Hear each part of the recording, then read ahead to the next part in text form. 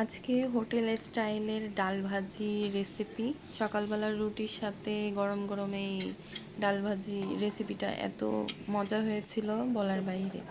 তো প্রথমে বুটের ডাল একটু সেদ্ধ করে, পরে 5 রকমের সবজি ছিল যেটা বাসায় অ্যাভেলেবেল আর কি, সেটাই হচ্ছে দিয়ে কাঁচামরিচ দিয়ে সেদ্ধ বসিয়ে দিয়েছি। আর ওদিকে মশলা তৈরি করে নিয়েছি। 5 ফোড়ন, শুকনো মরিচ, তেজপাতা, আদা কুচি, রসুন, পেঁয়াজ, লবঙ্গ, দারচিনি, এগুলো সব কিছু রেডি করে নিচ্ছি।